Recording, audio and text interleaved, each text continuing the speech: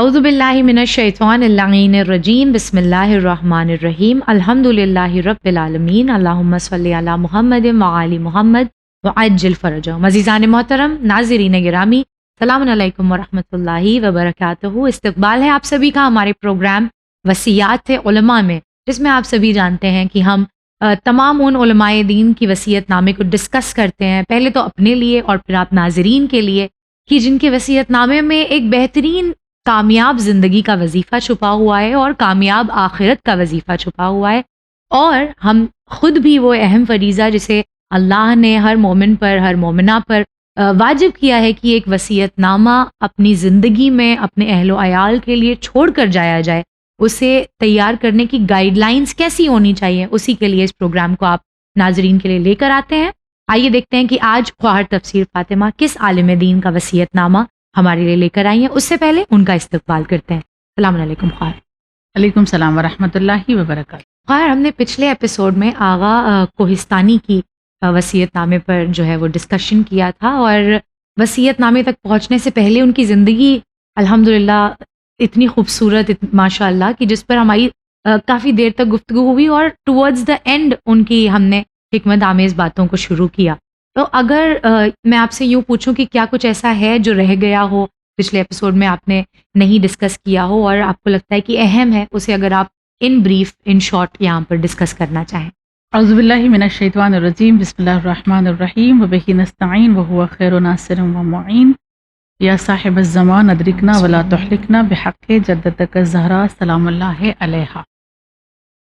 سب سے پہلے آغا کوہستانی کی زندگی اور ان کے حالات کے بارے میں جو ہم نے باتیں کی تھی، اور اس کے بعد جو ہم نے حکمت والی ان کی باتیں سمجھنے کی کوشش کی تھی، اس میں سے کچھ باتیں جو رہ گئی تھی وہ یہ کہ انہوں نے بہت زیادہ تاکید کی ہے اپنی زندگی میں کہ نوافل پڑھتے رہنا اور توسل اہل بیت سے کرتے رہنا، اور اہل بیت سے توسل میں بھی امام حسین سے سب سے زیادہ توسل کرنا، کیونکہ امام حسین اللہ کے رازوں میں سے ایک راز ہے، اور جب کوئی ان سے توسل کرتا ہے تو وہ توسل پروردگار عالم کبھی رد نہیں کرتا۔ دوسرا، آغا کوہستانی کے پاس نا ایک انسان آتا ہے، اور آنے کے بعد وہ اپنی پریشانی بیان کرتا ہے اور کہتا ہے کوئی حل بتا دیں کہ میں اپنی پریشانی کو کیسے دور کروں۔ تو انہوں نے جواب دیا کہ اگر کوئی انسان 40 دن تک لگاتار ہر دن 12 مرتبہ سورہ قدر کی تلاوت کر لے تو آخری دن یا اس سے پہلے اس کی حاجت پوری ہو جائے گی اور اس کی مشکلات دور ہو جائے گی۔ آسان سا عمل ہے۔ آسان سا عمل ہے، لیکن کیا اس کے لیے کوئی خاص وقت معین کرنا ہے؟ جی نہیں، کوئی خاص وقت معین نہیں ہے، جب بھی دن میں ڈیلی آپ کو جب بھی وقت ملے آپ اس کو پڑھ سکتی ہیں۔ اس کے بعد ایک بہت خوبصورت بات انہوں نے اپنے بیٹے سے کہی، شاید ہم لوگوں کے لیے ہے، کہ اے میرے بیٹے، میں تمہیں وصیت کر کے جا رہا ہوں کہ خرچ کرنے میں اپنے ہاتھ پر بہت کنٹرول رکھنا، اس لیے کہ جب انسان بہت زیادہ خرچ کرتا ہے تو پھر آگے چل کے وہ محتاجی کا شکار ہوتا ہے، اور میں نہیں چاہتا کہ کسی صورت میرا بیٹا کسی کا محتاج ہو۔ یہ وہ بیٹا ہے جس کی والدہ نے اتنی غیرت مند زندگی گزاری ہے، تو پھر یقیناً وہی وہ اپنے بھی اولاد اپنے بیٹے سے بھی وصیت کر کے جا رہے ہیں۔ اور اس کے بعد وہ علماء سے کہتے ہیں اور نصیحت کرتے ہوئے، وصیت کرتے ہوئے کہ میں تمہیں وصیت کر رہا ہوں کہ اپنی تبلیغ میں امر نہیں رکھنا، لیکن خدا کی ذات سے کسی کو مایوس نہیں کرنا۔ کیا بات ہے۔ کہتے ہیں کہ تم غلطیاں کرتے ہو، اپنے شاگردوں سے کہتے تھے کہ تم غلطیاں کرتے ہو تو میں معاف کرتا ہوں نا، استاد ہو کر بھی اگر میں معاف کرنے کا ظرف رکھتا ہوں تو کیا وہ خدا معاف کرنے کا ظرف نہیں رکھے گا؟ لہٰذا اپنی تقریروں میں کبھی نا امیدی والی باتیں نہیں کرنا۔ کتنی باریک اور کتنی امپورٹنٹ بات، بہت اہم بات انہوں نے کہی ہے۔ اور اپنے ایک طالب علم جو بالکل نیا طالب علم تھا، وہ درس کے درمیان اٹھتا ہے اور اٹھ کر کھڑے ہو کر کہتا ہے آغا سے کہ آغا میں وضو کر کے آ جاؤں؟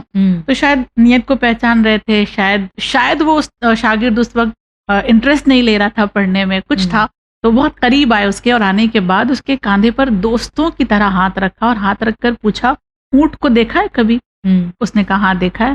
کہ اونٹ سب سے زیادہ جانوروں میں وزن اٹھانے والا جانور ہے، اور اس پر جتنا بھی آپ وزن رکھ دو اس کو فرق نہیں پڑتا ہے، اور اگر فرق پڑتا بھی ہے تب بھی وہ اس کو اٹھا لیتا ہے۔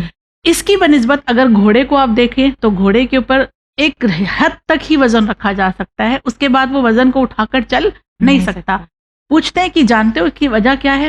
وہ کہتا ہے کہ نہیں جانتا۔ تو کہا وجہ یہ ہے کہ جب گھوڑا راستہ چلتا ہے نا تو یہاں وہاں دیکھتے ہوئے چلتا ہے، وہ توجہ اپنی راستے پر نہیں رکھتا، مگر جب اونٹ چل رہا ہوتا ہے تو اس کی نگاہ صرف اپنے قدم پر ہوتی ہے، وہ اپنے قدم کو دیکھ کر چل رہا ہوتا ہے، یعنی اس کا ایک مقصد طے ہوتا ہے کہ اس کو کہاں جانا ہے۔ تو جب تک تم دنیا میں ادھر ادھر دیکھتے رہو گے تب تک اپنے مقصد میں کامیابی حاصل نہیں کرو گے۔ اگر کامیابی حاصل کرنا ہے تو ایک جانب اپنا رخ کرو اور اسی جانب اپنی پوری کی پوری توجہ کو رکھ دو، تب تم راستے کو کامیابی سے حاصل کر سکو گے۔ آخر میں ان کے بیٹے نے جب ان سے سوال کیا تھا ایک بار کہ بابا آپ حرام لقمے کے بارے میں مجھے کچھ بتائیں نا، تو ان کے بابا نے یعنی آغا کوہستانی نے کہا کہ بیٹا یاد رکھنا حرام لقمہ ایک بھی اگر تمہارے شکم میں جائے گا وہ تمہارے سارے عمل کو برباد کر دے گا۔ بات یہاں پہ ختم نہیں ہوئی، اگلا جو جملہ ہے نا ان کا بڑا خوبصورت ہے، دل کو چھو لینے والا۔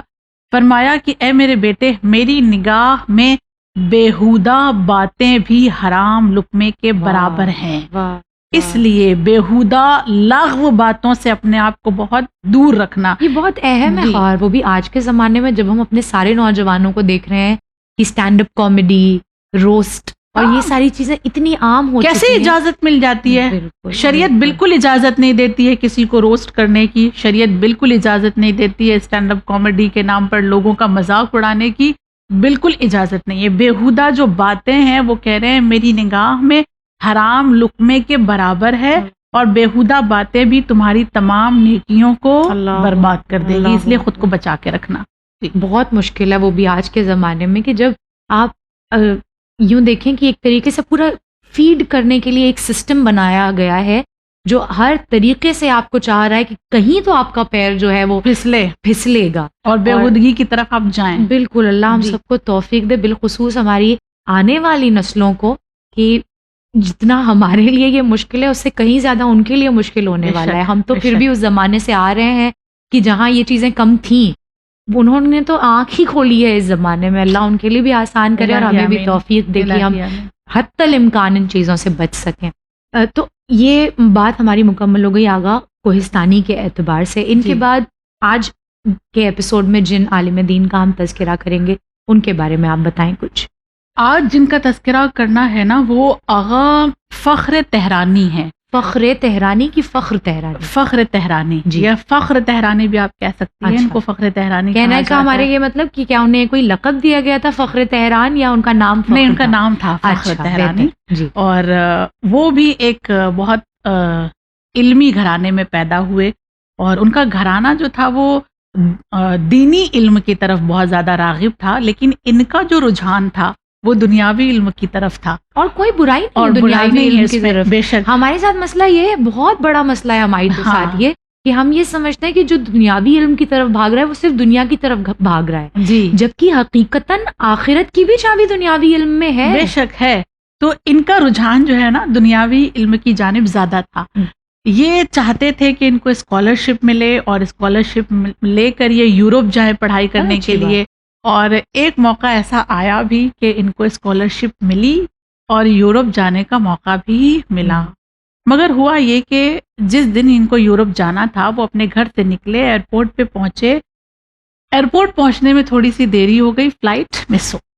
اور جب فلائٹ مس ہو گئی اتنی بڑی اپارچونٹی ملنے کے بعد، یعنی سپنا تھا بچپن کا کہ یورپ جا کے پڑھائی کرنی ہے، مگر جب فلائٹ چلی گئی اور اب کوئی راستہ باقی نہ رہا تو یہ بڑے اداس ہو گئے، مایوس، نا امید۔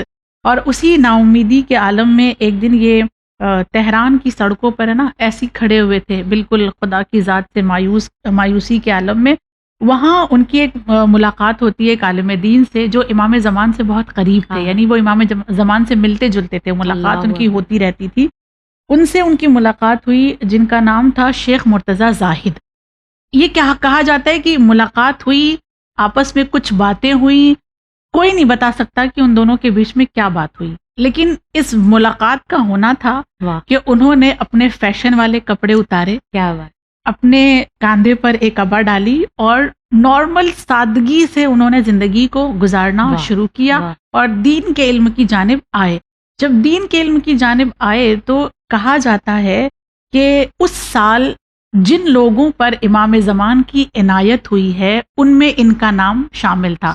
کیسے پتہ چلا؟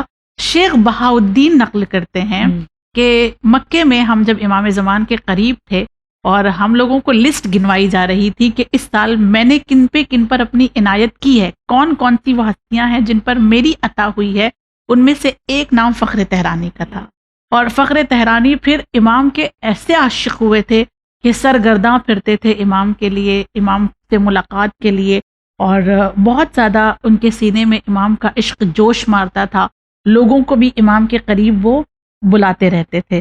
اور ایک مقام پر ان سے جب پوچھا گیا کہ آپ کو یہ منزل، یہ مقام کیسے ملا کہ امام زمان نے آپ پر عنایت کی اور خود آپ کا نام لیا کہ اس سال جن پر عنایت ہوئی ہے اس میں سے ایک نام فخر تہرانی کا، جانتے ہیں کیا جواب دیا؟ جی. انہوں نے نہیں کہا کہ میں نے رات بھر نماز پڑھی ہے، انہوں نے نہیں جواب دیا کہ میں نے بہت زیادہ روزے رکھے ہیں، بہت بڑی رقم میں نے چیریٹی میں دی ہے، نہیں کہا.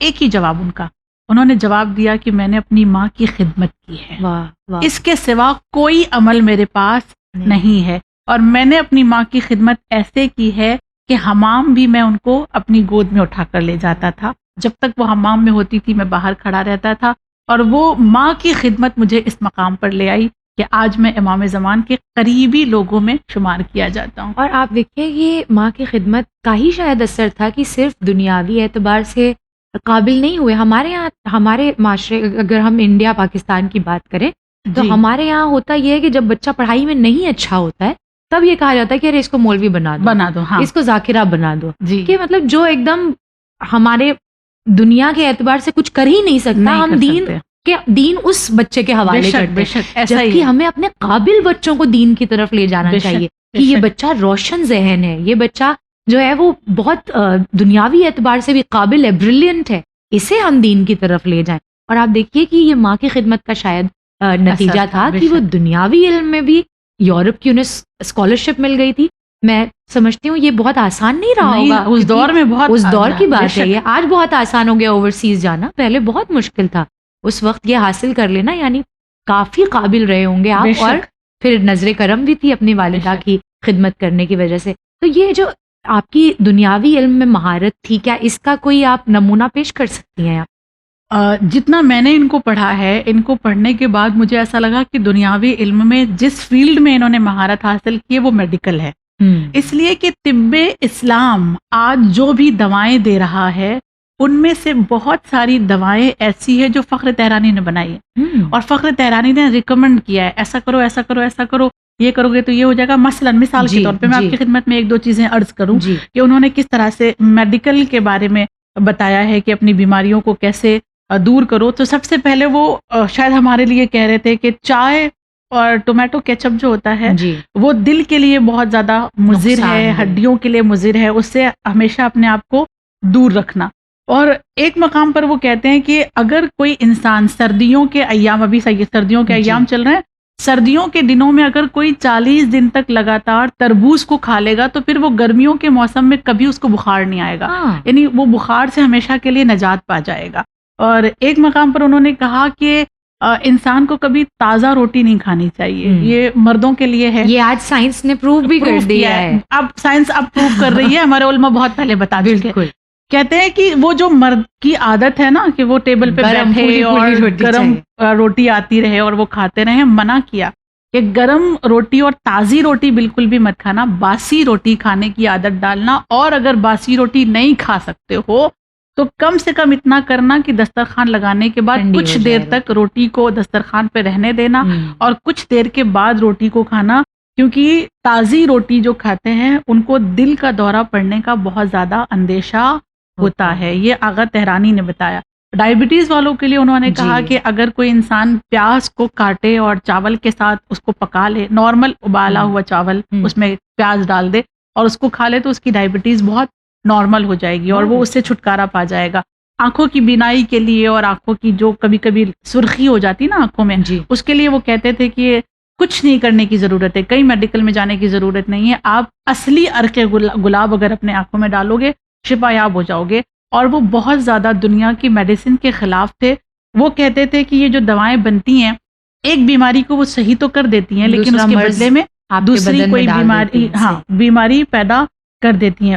اس کے بعد وہ بہت ساری انہوں نے چیزیں بتائی ہیں، جس میں سے ایک چیز وہ کہتے تھے کہ پیروں کا درد انسان کو بہت زیادہ چائے پینے کی وجہ سے ہوتا ہے، اور بازاروں میں جو سبزیوں کا تیل اویلیبل ہے نا، جو پکانے کے لیے سبزیوں کا تیل ملتا ہے، مثال کے طور پہ سویابین کا تیل وغیرہ ہم کاؤنٹ کر سکتے ہیں، شاید سن فلاور آئل ہے، ویجیٹیبل آئل ہے. ہاں، تو ویجیٹیبل آئل کہتے تھے کہ پکانے میں استعمال نہیں کرنا. ویجیٹیبل آئل کی وجہ سے ہی انسان کو گھٹنوں میں اور پیروں میں اور ہڈیوں میں درد ہوتا ہے. یعنی یہ مہارت ہے ان کی، ایسا نہیں ہے کہ انہوں نے اگر صرف تکے لگا دیے اور یا یوں کہہ دیا جائے کہ وہ وہاں نہیں جا سکے یورپ تو وہ کچھ نہیں کر سکے. نہیں، میڈیکل میں بھی آج ان کا نام ہے اور بہت زیادہ ان کی ریکمنڈ کی ہوئی دوائیں آج بھی طب اسلام والے دیتے ہیں. بالکل، بہت فخر کی بات ہوتی ہے اور بہت فخر کا ایک مرتبہ ہوتا ہے جب ہم یہ دنیا کو دکھا سکتے ہیں کہ ہمارے عالم دین، ہمارے علماء دین صرف دین کے متعلق جو ہے وہ مہارت نہیں رکھتے ہیں بلکہ دنیاوی اعتبار سے بھی. اور یہیں پر جو ہے نا وہ پھر تسلسل مجھے لگتا ہے جا کر امیر المومنین سے اور معصومین سے جڑتا ہے کہ واقعاً ہم اس در کے جاننے والے ہیں کہ جو یہ کہتے تھے کہ ہم زمین سے زیادہ آسمان کے راستوں سے واقف ہیں. ان کے چاہنے والے اگر دین دنیا کا بیلنس نہیں کر پائیں گے تو پھر کون کرے گا؟ بس اللہ ہم سب کو توفیق دے کہ ایسے علماء ہمارے درمیان اور ہوں اور بڑھتے رہیں انشاءاللہ. خیر، اگر ہم ان کی وصیت کا آپ سے کہیں کہ آپ ذکر کریں کہ آپ کی وصیت کیسی تھی؟ جو انسان دین دنیا دونوں میں اتنی مہارت رکھتا تھا، اس نے یقیناً ایک بہت ہی بیلنسڈ وصیت چھوڑی ہوگی ہمارے لیے. ان کی وصیت کے بہت سارے جملے یا بہت ساری چیزیں نہیں ملی ہیں، کیونکہ زیادہ تر یہ میڈیکل کی باتیں ہی بتاتے تھے، دوائیں ہی زیادہ بتاتے تھے. وصیت میں بھی زیادہ دواؤں کو ہی انہوں نے بتایا ہے، لیکن جو وصیت ایک جملے کی یا 2 لائن کی ملی ہے وہ بھی بہت زیادہ مفید ہے. اور سب سے مزے کی بات یہ ہے کہ انہوں نے آخری دور جو دیکھ رہے ہیں ان کے لیے باقاعدہ یہ کہہ کر کہ میں ان لوگوں کے لیے یہ بات کہہ رہا ہوں جو آخری دور میں امام زمان کی غیبت میں زندگی گزار رہے ہیں، ان کے لیے ہے. اور ان کا سب سے پہلا وصیت کا جملہ یہ ہے کہ میں چاہتا ہوں کہ تم اپنی واجبات اور اپنی نافلہ کو ادا کرتے رہو اور توسل اہل بیت سے کرتے رہو. اور اس کے بعد کہتے ہیں کہ آخری دور والوں کو میری وصیت ہے کہ آخری دور میں کم بولنا، کم کھانا اور کم سونا، تینوں چیزیں ہمارے پاس نہیں ہیں، الٹی ہو گئی. سب تینوں چیزیں ہم نے الٹی کر رکھی ہے.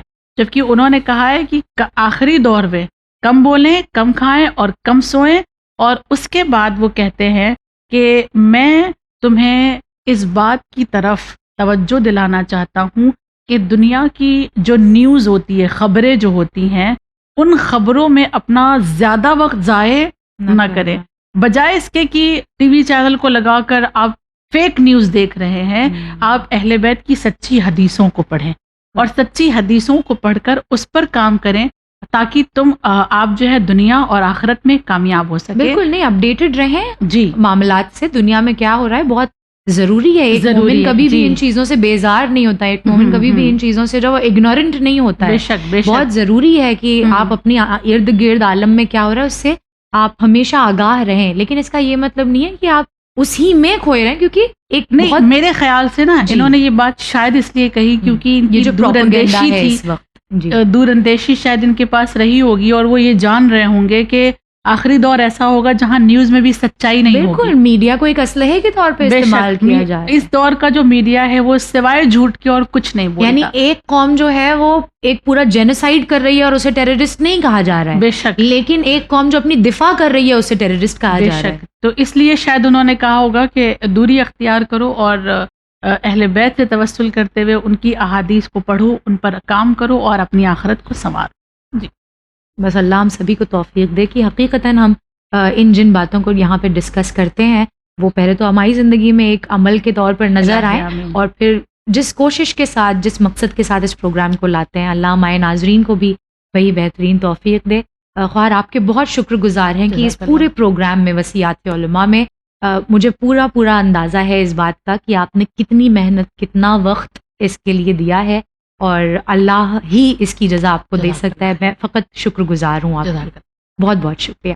ناظرین محترم، یہ وصیات علماء کے اعتبار سے ہمارا آخری ایپیسوڈ تھا آج کا، کیونکہ الحمدللہ عالم اسلام میں، عالم تشیع میں علماء دین کی تو کمی نہیں ہے، مگر مسئلہ یہ ہے کہ بعض علماء ہمارے پاس جو ہیں وہ ایسے موجود ہیں کہ جن کے وصیت نامے یا تو موجود نہیں ہیں یا تو بہت چھوٹے ہیں، جن پر اسٹڈی کرنا اور آپ ناظرین کے لیے لے کر آنا بہت مشکل ہے۔ انشاءاللہ پھر کوشش کریں گے کہ ایک کنٹینٹ کریٹ کیا جا سکے اور کچھ وقت میں پھر دوبارہ آپ کے لیے ایسے ہی کوئی پروگرام لے کر آ سکیں۔ ابھی تک کا یہ سفر بہت ہی اچھا رہا، اللہ ہم سبھی کو توفیق دے کہ اتنی جو وصیت نامے ہم نے ڈسکس کیے ہیں ان میں سے کسی ایک وصیت پر بھی ہم کامیابی کے ساتھ عمل کر لے جائیں اور ایک وصیت نامہ اپنے بچوں کے لیے، اپنے اہل و عیال کے لیے چھوڑ سکیں۔ دوبارہ حاضر خدمت ہوں گے کوئی اور پروگرام، کوئی اور مقصد لے کر۔ آپ لوگ دیکھتے رہیے چینل وین، ہمیں سپورٹ کرتے رہیے، یوٹیوب پہ سبسکرائب کیجئے، اپنے فیڈ بیکس ہمارے ساتھ شیئر کریے۔ فی امان اللہ۔